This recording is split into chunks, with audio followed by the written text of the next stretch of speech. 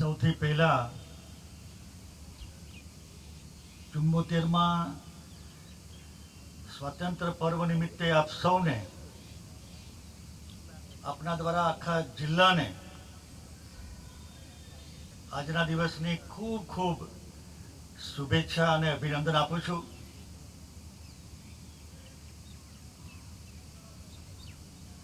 જે શહીદોએ આપણને અહીંયા મુક્ત મને આપણે વિચારો વ્યક્ત કરવા માટેની તક આપી, શહીદ થયા,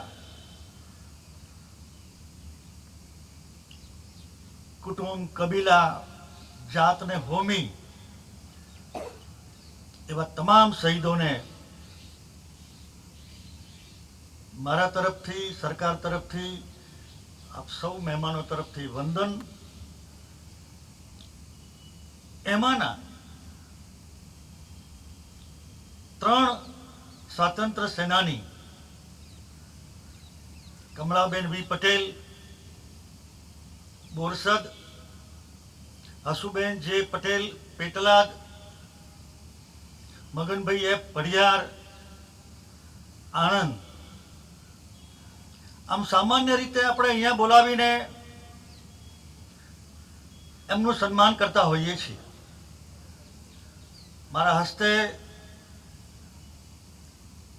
એમનું સન્માન થાય છે. હું પણ વંદન કરીને, નમન કરીને મારી ફરજ અદા કરતો હોઉં છું. પણ કોરોનાને કારણે મારા અધિકારીઓને હું અભિનંદન આપીશ કે મારા પ્રાંત અધિકારી, મામલતદાર વગેરે આ બધા જ આપણા વડીલોને એમના નિવાસ સ્થાને જઈને એમનું સન્માન કર્યું છે. તંત્રને હું અભિનંદન આપું છું.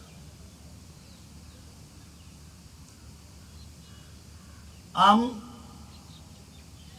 સમયમાં મારા બાળકો બેઠા હોય, મારો પરિવાર બેઠો હોય, ગ્રામના આગેવાનો બેઠા હોય, નગરના આગેવાનો બેઠા હોય અને આપણે આ કાર્યક્રમની ઉજવણી કરતા હોઈએ છીએ. પરંતુ આ વખતે કઈ વિશિષ્ટ પરિસ્થિતિ છે. COVID-19 અને એને અનુરૂપ એના નિયમો, મર્યાદાઓને ધ્યાનમાં રાખીને આપણે અહીંયા આખા દેશમાં આજના દિવસે આ કાર્યક્રમની ઉજવણી કરી રહ્યા છે. હું એમ વ્યક્તિગત રીતે માનું છું, કુદરતે આ માનવ જાતને કોઈ સંદેશો આપ્યો છે. એ માનવ જાત માત્ર દેશની નહીં, વિશ્વની માનવ જાતને. મિત્રો, ભૂતકાળમાં આપણે દુષ્કાળ જોયા, પૂર જોયા, વાવાઝોડા જોયા, ધરતીકંપ પણ જોયા. પણ એ બધાની આગળ પાછળની આપણને ખબર, અસર, એની અવધિ કે આટલા સમય પૂરતું જ છે. આ એટલે તંત્રને, સમાજને, NGOsને, સામાજિક આગેવાનો, કાર્યકર્તાઓને બધાને એના ઉપચાર અને ઉપાયની ખબર. આમ કરવાનું, તરત આમ કરવાનું, દરમિયાન આ કરવાનું, પછીથી આ કરવાનું. પણ મિત્રો, આ મહામારી કેવી છે? ભલા વિકસિત દેશો પણ અત્યારે બુજાયા છે. 6 મહિના થવા આવ્યા, એનો કોઈ ઉપાય જડતો નથી. જે સલામત રહે છે એને પણ કોરોના થાય છે. મતલબ એ થયો, આ મારું વ્યક્તિગત તારણ છે, મારા વડીલો, મિત્રો, માતાઓ, બહેનો, કે ઈશ્વરની ચોક્કસ આમાં કોઈક સંકેત આપવાની મરજી લાગે છે. એટલે આજના કાર્યક્રમમાં આપણે 2 ગજની દૂરી સાથેનો આ કાર્યક્રમની ઉજવણી કરી રહ્યા છીએ. મારી વાતની શરૂઆત કરું એ પહેલા આખા રાજ્યને અને આ જિલ્લાને ખાસ કારણ કે આ જિલ્લા સાથે મારો બહુ જ જૂનો નાતો રહ્યો છે, બૃહદ, અને અલગ થયા પછી પણ સારા વરસાદના હું વધામણા કરું છું. મહાદેવજીની કૃપા આપણા ઉપર થઈ છે, એમનો આભાર માનું છું. મિત્રો, એક બાજુ કોરોના છે તો એક બાજુ 500 વર્ષ જૂનું આપણું સપનું પણ સાકાર થયું છે. મિત્રો, રામ જન્મભૂમિ 500 વર્ષથી ચર્ચા, તરફેણ, વિરોધ.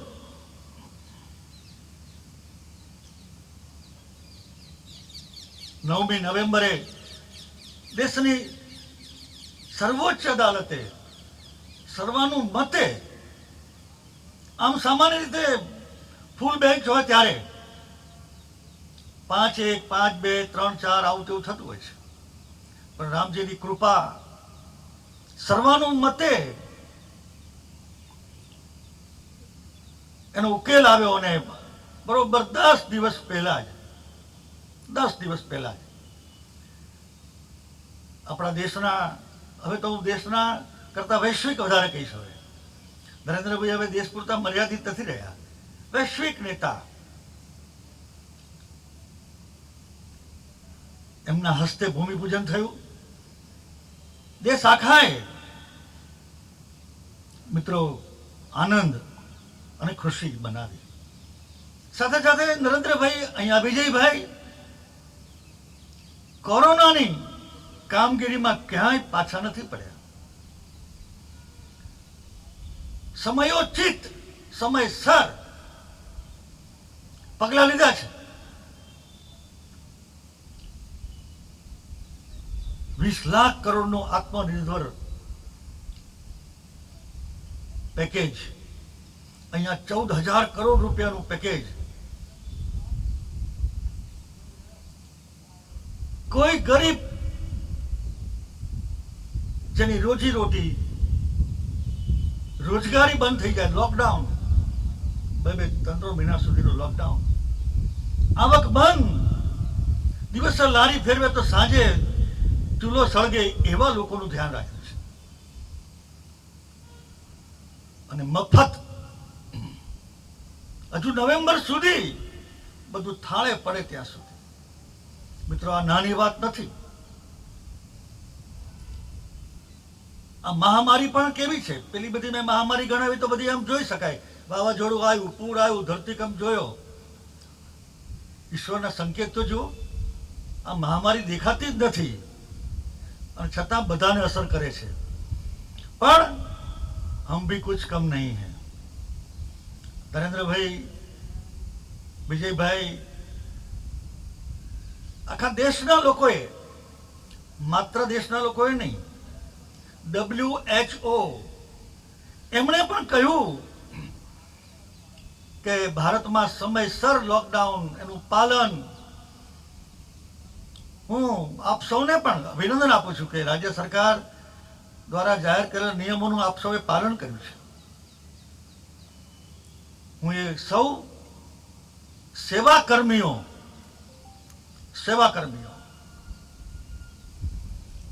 ને લાખ અભિનંદન આપું છું. લાખ અભિનંદન આપતા મારા મનમાં એક લાગણીનો અનુભવ કરું છે કે લાખ ઓછા પડે છે, એટલા અભિનંદન આપું છું. એક કાલ્પનિક પણ સાચી લાગે એવી વાત મારે તમને કહેવી છે. એક મંદિર, બધા દેવી દેવતાઓ નું સ્થાન, પૂજારી રોજ પૂજા કરે, દરેક દેવી દેવતાઓ દીવા, અગરબત્તી, હાર, ફૂલ. લોકડાઉન શરૂ થયું, એ પૂજારી વર્ષોથી પૂજા કરતો, મૂર્તિને વંદન કરતો, સામે દ્રશ્ય મૂર્તિ હોય દેવી દેવતાઓની. અઠવાડિયા પછી એ જ પૂજારી જાય છે તો બધી મૂર્તિઓ અદ્રશ્ય. પૂજારી કે એક પણ મૂર્તિ અહીંયા નથી, મંદિરમાં એક પણ મૂર્તિ નથી. મિત્રો, આકાશવાણી થાય છે, પૂજારી તું મને અહીંયા શોધે છે ને, પણ હું અહીંયા નથી. હું કોઈ ડોક્ટરના સ્વરૂપમાં દવાખાનામાં છું. હું કોઈ નર્સના સ્વરૂપમાં દેવી રૂપે, કોઈ પોલીસના સ્વરૂપમાં,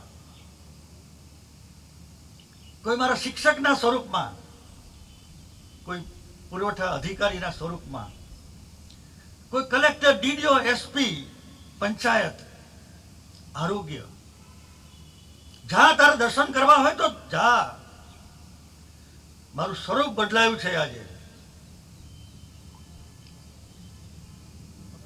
સામાજિક સંસ્થાઓ એના આગેવાનોના સ્વરૂપમાં હું ત્યાં ફરતો હોઉં છું, પોતાના જીવની દરકાર કર્યા સિવાય. આ કામમાં જે સેવા કર્મીઓ જોડાયા એ બધાના સ્વરૂપમાં હું કદાચ કોઈનું નામ લેવાનું ભૂલી ગયો હોય. એ ડોક્ટર હોય, પોલીસ હોય, નર્સ હોય, પુરવઠા અધિકારી હોય, શિક્ષક હોય, એસપી, ડીડીઓ, કલેક્ટર હોય, સામાજિક, ધાર્મિક ખૂબ કામ કર્યું. ડ્રાઈવર, સફાઈ કામદાર, તલાટી, ગ્રામ સેવક, બધા. એ આકાશવાણીમાં ભગવાને કહ્યું કે હવે તું મને મંદિરમાં ક્યાં શોધે છે, હું તો ફિલ્ડમાં છું. ગણતરીના દિવસોમાં જ માન્ય વિજયભાઈ, નીતિનભાઈએ 2200 બેડની ક્ષમતાવાળી હોસ્પિટલો તરત જ ઊભી કરી દીધી. એના કારણે આપણને ફાયદો થયો, મૃત્યુ દરમાં ઘટાડો થયો. ગુજરાતનો રિકવરી રેટ 77%. આખા દેશમાં ક્યાંય નથી. 77%. WHO પણ નોંધ લેવી પડી. દેશમાં, વિશ્વમાં કોઈ જગ્યાએ ધન્વંતરી રથ, કોઈને બહાર આવીને દવાખાને જવાની જરૂર નહીં, માત્ર પોતાના આંગણામાં ઝાપામાં આવે ને અમારો આરોગ્ય વિભાગનો ધન્વંતરી રથ ત્યાં જઈને ઉભો રહે, સોશિયલ ડિસ્ટન્સ ત્યાં બધા ઉભા રહો, અને અમારો ડોક્ટર, અમારી નર્સ બેન દેવદેવીના સ્વરૂપમાં તમારી સેવામાં આવી જાય. વ્યવસ્થામાં આપ સૌ બધા લાગ્યા. મિત્રો, 2000 કરોડથી વધારે કિંમતનું અનાજ 80% લોકોને આપ્યું. મને મુખ્યમંત્રી શ્રી રોજ આખા ગુજરાતનું ક્યાં શું થાય છે, એક પુરવઠાની દુકાન, એક ધન્વંતરી રથ. મિત્રો, આપ સૌની માહિતી માટે કહું કે આ ટેકનિકલ ઉપાય, એનો ઉપયોગ અમે સીએમ ડેશબોર્ડમાં આખા રાજ્યમાં ક્લિક કરી અને દવાખાનું દેખાય છે, ક્લિક કરી અને પુરવઠાની દુકાન દેખાય છે, ક્લિક કરીને તમારો લગતો દેખાય છે. આવી રીતે અમે ફોલોઅપ કર્યું છે તમારા માટે. મિત્રો, પહેલી વાર દેશને ખબર પડી કે દેશમાં સૌથી વધારે રોજગારી કયું રાજ્ય આપે છે. ત્યાં સુધી આપણે કહેતા હતા કે વિપક્ષની સરકાર હતી ત્યારે પણ સૌથી વધારે રોજગારી આપવામાં આપણું સ્થાન હતું. યુપીએની સરકારમાં પણ આ વખતે સાબિત થયું. અમને પણ નવાઈ લાગી. દેશમાં કુલ ટ્રેનો પોતાના રાજ્યમાંથી વતનની વાટ પકડવા માટેની વ્યવસ્થા, સૌથી વધારે ટ્રેનો એ ગુજરાતમાંથી થઈ, અને એમાં તંત્ર, સામાજિક, રાજકીય બધા આગેવાનો જોડાયા. મિત્રો, આપણું અર્થતંત્ર છે એ ખેત આધારિત છે. એના ઉકેલ માટે હમણે 2 દિવસ પહેલા જ માન્ય મુખ્યમંત્રીશ્રીએ મુખ્યમંત્રી કિસાન સહાય યોજનાની જાહેરાત કરી. અતિવૃષ્ટિ, અનાવૃષ્ટિ, કમોસમી વરસાદ, ખેડૂતે કોઈ એક પૈસાનું પણ પ્રીમિયમ ભરવાનું નહીં. દેશમાં પહેલી વાર થાય છે. એક પૈસાનું પ્રીમિયમ ભર્યા સિવાય નુકસાનીનો અંદાજ કાઢીને પ્રધાનમંત્રી કિસાન વર્ષે 6,000 રૂપિયાના ખાતામાં સીધા જમા થઈ જાય. મિત્રો, ખેડૂતોની એક લાગણી હતી. રાત્રે અમારે ખેતરમાં જવાનું અમને અનુકૂળ નથી ને સ્વાભાવિક છે. આપણે બધા જ્યારે આખા દિવસનું કામકાજ કરીને રાત્રે નીંદર લેતા હોઈએ ત્યારે મારો ખેડૂત એ રાત્રે લાઇટ હોવાને કારણે એને ખેતરમાં જવું પડે. રાજ્ય સરકારે આ ખેડૂતોની લાગણીની કદર કરીને ધ્યાનમાં લઈને અમે મિત્રો દિનકર યોજના, દિનકર દિવસે તમને લાઇટ મળે, આ રાજ્ય સરકારની મોટા મોટી સિદ્ધિ છે. મિત્રો, ગમે એટલી વીજળી ઉત્પન્ન કરીએ ને તો પણ ઉદ્યોગો, ડોમેસ્ટિક ની વપરાશ એટલી બધી વધે છે જેના કારણે વધારાની વીજળીની જરૂર પડે જ. સોલાર, ઈશ્વરે આપણને સામે ચાલીને કહ્યું છે કે હું તમારા માટે તપું છું, તમારા આરોગ્ય માટે તપું છું. તમે એને વેલ્યુ એડિશન કરી શકો છો, મારા પ્રકાશને તમે પરિવર્તિત કરી શકો છો, એમાંથી વીજળી ઉત્પન્ન થશે. મિત્રો, એક સરસ યોજના એ પણ આખા દેશમાં પહેલી વાર કોઈ પણ વ્યક્તિ પણ પોતાના ખેતરમાં, પોતાની ઓફિસ ઉપર, પોતાના બંગલામાં, નાનકડા ઘરમાં રૂફટોપ યોજના બનાવે એના માટેની સબસિડી, અને તમે જે વીજળી ઉત્પન્ન કરો તમારા ઘરમાં મફત, ઉદ્યોગમાં મફત. વધારાની વીજળી હોય તો અમારું બોર્ડ ખરીદી લેશે. મિત્રો, આવી અનેક બાબતો રાજ્ય સરકાર અને કેન્દ્ર સરકાર તરફથી માત્ર ને માત્ર મધ્યમ ગરીબ એને ધ્યાનમાં રાખીને. મિત્રો, આ બધી બાબતોનો મૂળ પાયો ક્યાં છે? એક સારો નાગરિક બને આ દેશમાં, સમાજને એક સારો નાગરિક બને ને, બસ એક સારો નાગરિક. એ પછી ડોક્ટર બને, વકીલ બને, રાજકીય આગેવાન બને, એસપી બને, તલાટી બને. એક સારો નાગરિક આપવાની જવાબદારી કોઈ એક વિભાગની હોય તો એ મારા વિભાગની છે. અમને 29 તારીખે પ્રધાનમંત્રી શ્રી દ્વારા મંજૂર થયેલી શિક્ષણ નીતિ આ દેશમાં પહેલી વાર, મિત્રો, પહેલા 68માં હતી, પછી 86માં થઈ, પણ અત્યાર સુધીના અનુભવમાં એવું આવ્યું કે બાળક એ પરીક્ષાર્થી થાય છે. પરીક્ષા માટે વાંચવાનું, પરીક્ષા માટે તૈયારી કરવાની અને પરીક્ષામાં લખી નાખવાનું. મારું બાળક એ વિદ્યાર્થી થાય, મારું બાળક શિક્ષાર્થી થાય. વિદ્યાર્થી, શિક્ષાર્થી, પછી પરીક્ષાર્થી. પણ જૂની શિક્ષણ નીતિમાં સીધા પરીક્ષાર્થી થતા હતા. આ વખતે આ નવી શિક્ષણ નીતિની અંદર આમૂલચૂલ પરિવર્તન કરીને કેન્દ્રમાં બાળકને રાખ્યું છે. કેન્દ્રમાં સમાજને મળનારા એક સુસંસ્કૃત, પ્રમાણિક, નિષ્ઠાવાન એક વ્યક્તિ મળે એનું ધ્યાન રાખવામાં આવ્યું છે.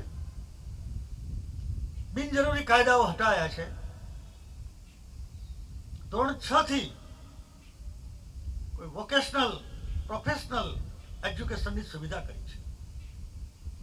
કોલેજમાં હું 1 વર્ષ કરું તો અત્યાર સુધી કોઈ કિંમત નહીં, હું 2 વર્ષ કરું તો કોઈ કિંમત નહીં, મારે 3 વર્ષ કરીને ગ્રેજ્યુએટ થવું જ પડે.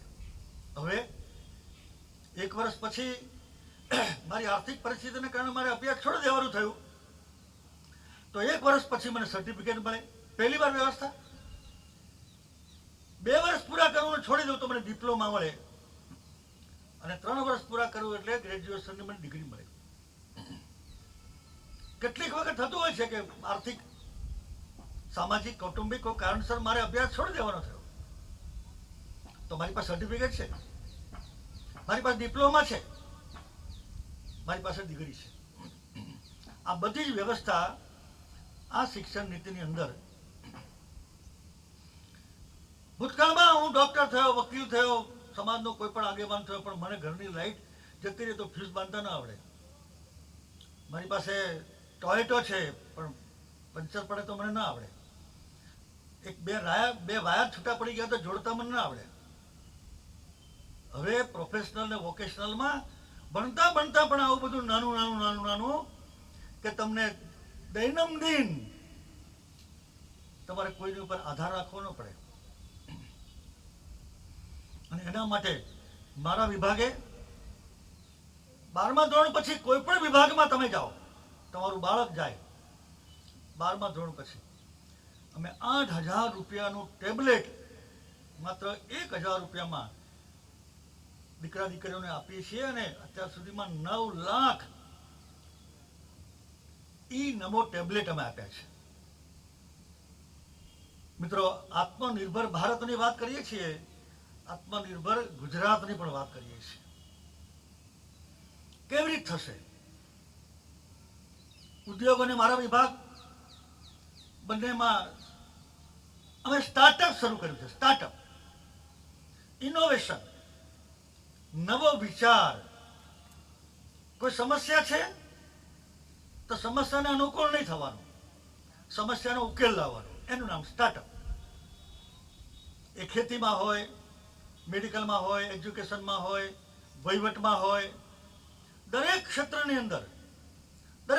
અંદર. હવે પછી તો કોરોના આવ્યું. હું મારા વિદ્યાર્થીઓને હંમેશા કહું કે સ્કાય ધ લિમિટ. સમાજની સમસ્યાઓ એટલી બધી છે કે તમે એનું કંઈક મંથન કરો અને એમાંથી કંઈક ઉપાય શોધો. અને આજની પેઢી છે એ જૂની પેઢી કરતા ઘણી સ્માર્ટ, હોશિયાર છે. નાનું બાળક પણ આમ નામ કરતું હશે. અમે એને પ્લેટફોર્મ આપ્યું, તક આપી, આર્થિક સહાય આપી અને સમાજની નાની મોટી સમસ્યાઓના ઉકેલ. હેકેથોન. આજનો 18-25 વર્ષ પરના દીકરા દીકરીઓ 36 કલાક એક સાથે બેસીને 36 કલાક પાણીની બચત કેવી રીતે કરવી? 1 લીટર ડીઝલ પેટ્રોલમાં 35ની એવરેજ આપે છે, 45ની કરવી છે. This is innovation. 45ની આપે છે તો 50ની કેવી રીતે કરવી? એવું કોઈ ઇનોવેશનનું કામ. ખેતરમાં 50 મણ ડાંગર થાય છે તો ઇનોવેશનથી હું એવું બીજ પેદા કરીશ કે 60 મણ થાય. રોગ આવી જાય છે, હું એવું બિયારણ પેદા કરીશ કે ક્યારે રોગ નહીં આવે. આ બધા દાખલા સ્ટાર્ટઅપના છે, ઇનોવેશનના છે. અને એમાં આપણે આત્મનિર્ભર થવાનું છે. રાજનાથસિંહ સંરક્ષણ મંત્રી શ્રી હમણાં જાહેરાત કરી કે 101 શસ્ત્ર સરંજામ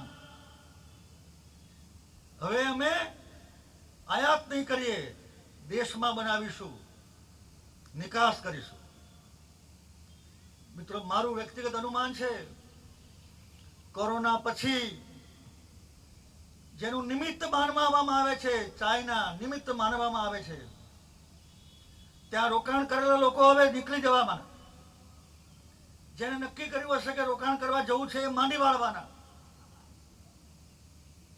ક્યાં જવાના?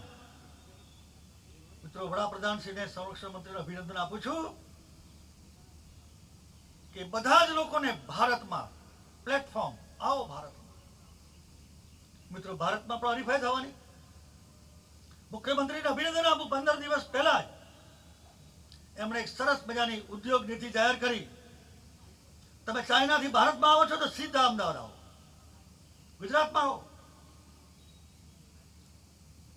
એવી સરસ ઉદ્યોગ નીતિ, વહીવટી તંત્રની સરળતા. અને મિત્રો, એમાં સાણંદ, ધોલેરા, દહેજ 182 તાલુકાની અંદર પૂરતી વ્યવસ્થા. એટલે મેં મારા સ્ટાર્ટઅપના વિદ્યાર્થીઓને હમણાં જ કહ્યું, હમણે 62 કરોડ રૂપિયાના ખર્ચે અમે ઇનોવેશન હબનું ખાતમુહૂર્ત મેં કર્યું ત્યારે મેં કહ્યું તમારી પાસે હવે ઉજળી તક છે. આફતને અવસરમાં બદલી લેવાની વાત નહીં, અમલ. આફત પણ એને અવસરમાં કેવી રીતે પલટી દેવાય? After corona, before corona. પહેલા હું યુવાનો માટે કહેતો હતો કે સ્કાય ઇઝ ધ લિમિટ. હવે હું કહું છું double sky is the limit for you.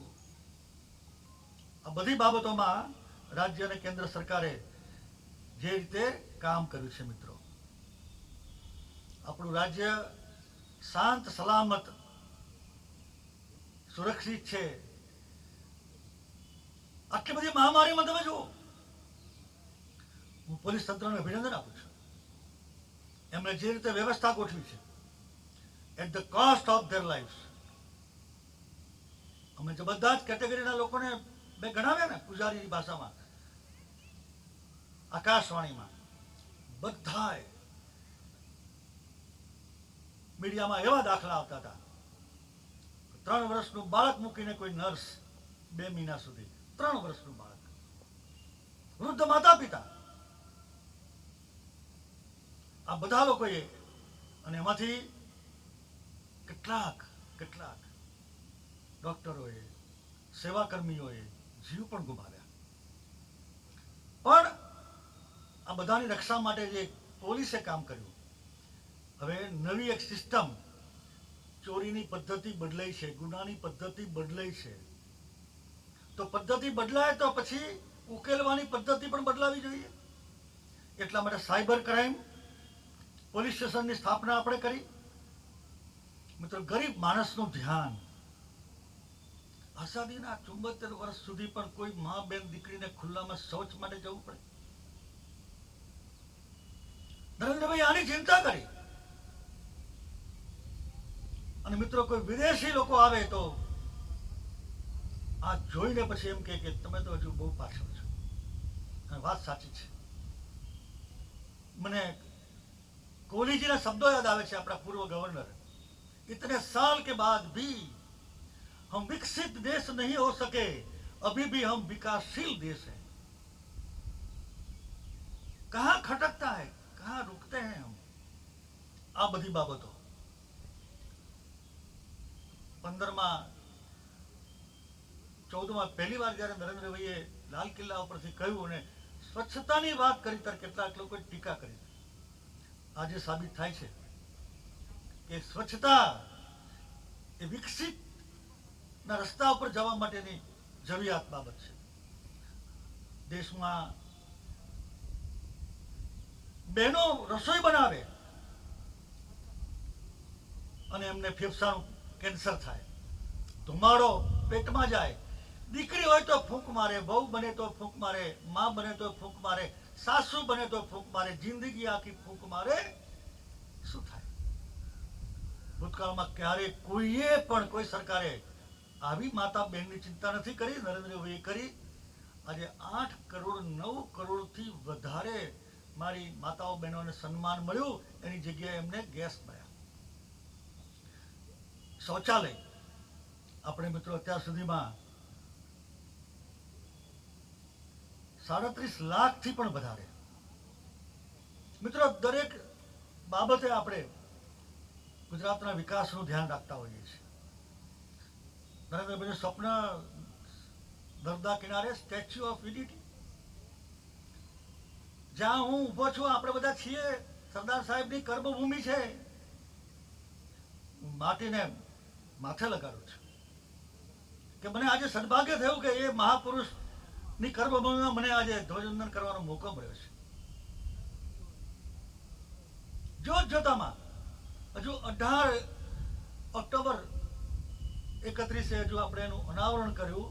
2 વર્ષમાં તાજમહાલ ના પ્રવાસીઓની સંખ્યા કરતા સ્ટેચ્યુ ઓફ યુનિટી માં પ્રવાસીઓની સંખ્યા વધી ગઈ. મિત્રો, શું બતાવે છે? સર્વાંગીણ વિકાસ. દરેક શહેરમાં સીસીટીવી કેમેરા, ક્રાઇમ ઓછો બને, અપ્રમાણિકતાના કિસ્સા ઓછા બને. આ બધું ધ્યાને લેતા ગુજરાત નંબર 1 આજે દેશની કુલ નિકાસમાં 79% સાથે નંબર 1. પેટ્રોલિયમ પ્રોડક્ટ્સના નિકાસમાં ગુજરાત નંબર 1. ઓર્ગેનિક કેમિકલ ઉત્પાદનમાં ગુજરાત નંબર 1. પ્લાસ્ટિક રો મટીરિયલ્સની નિકાસમાં ગુજરાત નંબર 1. કૃષિ રસાયણોના નિકાસમાં ગુજરાત નંબર 1. પેસેન્જર વાહનોની નિકાસમાં પણ ગુજરાત નંબર 1. મિત્રો, આ વિકાસ ગાથા કહેવાનો મને આજે અહીંયા મોકો મળ્યો. મારી વાતનો વિરામ સ્વર્ગસ્થ અટલ બિહારી વાજપેયીની એક પંક્તિથી કરવા માંગુ છું, જેમની આવતીકાલે પુણ્યતિથિ છે. આવતીકાલે बाधाएं आती हैं आए, बाधाएं आती हैं आए, धीरे प्रलय की घोर घटाएं, पांव के नीचे अंगारे, सिर पर बरसे यदि ज्वालाएं, निज हाथों में हंसते हंसते आग लगाकर जलना होगा, कदम मिलाकर चलना होगा. મિત્રો, આ મહાપુરુષની પંક્તિ સાથે આજના દિવ્ય અને ભવ્ય દિવસની ઉજવણી કોરોનાના સંપૂર્ણ નિયમ સાથે આપણે કરી છે. હું ફરીવાર સન્માનીય સ્ટેજ, મારા બકાભાઈ, અહીંયા બેઠેલા અમારા જસુભા, લાલસિંહભાઈ, સીડી પટેલ, અમારા મહેશભાઈ, અંબાલાલભાઈ અને સૌ આગેવાનો અને તંત્ર, બધાને યાદ કરું છું, નમન કરું છું અને આપ સૌને ફરીવાર આજના દિવસની હૃદયપૂર્વકની ખૂબ ખૂબ શુભકામનાઓ. પેલા શહીદોને આજના દિવસ પૂરતા જ યાદ કરીને આપણી ફરજ પૂરી ન કરીએ. આપણો એક સ્વભાવ થયો છે 15મી ઓગસ્ટ હવે કલાક પછી પૂરી, 26મી જાન્યુઆરી એક કલાકની ઉજવણી પછી પૂરી, 14મી એપ્રિલ સમરસતા દિવસ, બાબા સાહેબ આંબેડકર, આંટી પહેરાજ, સરદાર સાહેબ, ગાંધીજી. ના, એમના જીવનમાંથી કોઈ એક પ્રસંગ, એક શીખ, મને મળેલી ઈશ્વરે સોંપેલી, સમાજે સોંપેલી, સરકારે સોંપેલી જવાબદારી, આંબેડકર સાહેબના જીવનમાંથી હું શીખ્યો છું સામાજિક સમરસતા. 365 દિવસ, એક દિવસ માટે નહીં, 365 દિવસ. મને લાગે છે આપણે પણ આ ઉજવણીની મર્યાદિત એક દિવસ માટે ન કરતા આનો પાવર, આનો વિચાર, આનો સિદ્ધાંત એ શહીદોને યાદ કરીને મારા હસ્તે કંઈ પણ, હું જ્યાં પણ છું ત્યાં મારા હસ્તે કંઈ પણ ખોટું ન થાય. એ લોકો નવરા નહોતા. ભગતસિંહે એકવાર કહ્યું હતું કે સમાજને કે સમાજ એવું ના સમજે કે અમારે કોઈ રાહ જોનાર નથી, અમે અભણ છીએ, અમને કંઈ આવડતું નથી, એટલા માટે આ ધંધો કર્યો, એવું નથી. અમારી પણ કોઈ રાહ જોનાર છે. અમે પણ કુટુંબ માટે કરોડો રૂપિયા કમાઈ શકીએ એવી શક્તિ છે, આવડત છે. છતાં માં ભૌમને કાજે અમે શહીદી વોરીએ છીએ. એ ભવિષ્ય ન ભૂલે. મને લાગે છે કે આજના દિવસે આ ઉક્તિનું સ્મરણ મારે કરાવવું જોઈએ. આપ સૌનો આભાર. જય જય ગરવી ગુજરાત, જય જય ગરવી ગુજરાત. ખૂબ ખૂબ આભાર સાહેબ આપનો. તરસાને